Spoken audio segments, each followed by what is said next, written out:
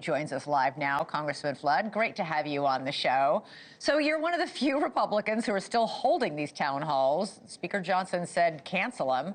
The loudest boos were for Elon Musk and DOGE, and you defended Musk. What is it your own constituents don't understand about what Musk is doing? Well, at the end of the day, I won by 16 points. As you said, President Trump won overwhelmingly in Nebraska.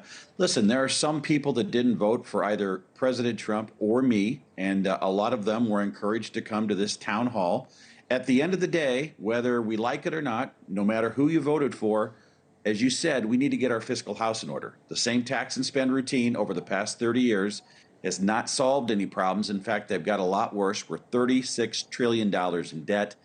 And whether it's tax the rich or baiting people into thinking they're going to lose their entitlement programs like the Social Security, you're only causing more pain and panic in people that are concerned about where our government's going. And I tried to answer their questions. I tried to be as clear as I could and tell them that the federal law that we're operating under in reconciliation doesn't even let us or allow us to make any changes to Social Security, which we don't plan to do anyway.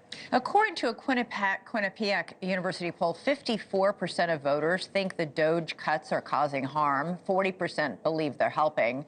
The president has promised repeatedly not to touch Social Security, but the website's crashed 4 times in 10 days. People are facing much longer wait times on the phone to get help, sometimes hours and hours that they're waiting. Is DOGE doing this the right way?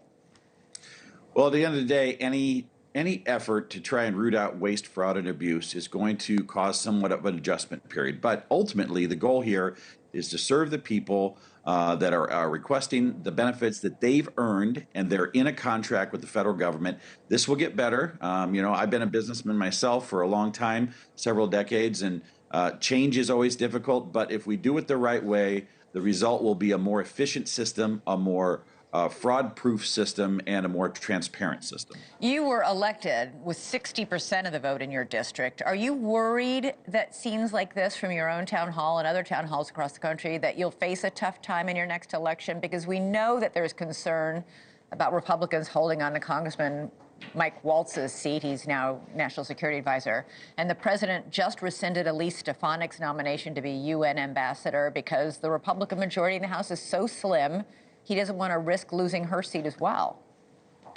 Well, not really. At the end of the day, I answer my phone. I take care of people. I make sure that I'm providing good constituent services. And as you see here, I communicate.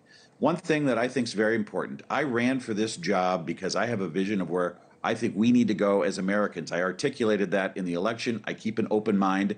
And I think by not putting yourself in the town square, defending the decisions you make, for me, that doesn't work. I want the people, especially those that don't agree, to have the chance to come in there and share their thoughts. Now, the things that you haven't seen in those video clips, I got a standing ovation for supporting Ukraine. I was told about changes at the Veterans Administration that I'm going to look into. I got a lot out of that town hall. And I also wanted to be very clear with the people that were there providing security. I did not want anybody removed. I did not want anybody to have to leave that event. And so I deliberately made sure that everybody could have their say, and I dealt with people in a very respectful manner. And what you don't see is after that event, I had a lot of people come up to you that said, listen, I don't agree maybe with everywhere you're at on these issues, but I do appreciate the fact that you're here, you're taking questions, and you're willing to stand up in front of us. And I think there's something important about letting people let their congressman know in any way they feel comfortable. You bet. How they feel. Thanks so much for watching. Go to joinnn.com to find NewsNation on your television provider. And don't forget to click the red subscribe button below to get more of NewsNation's fact-driven, unbiased coverage.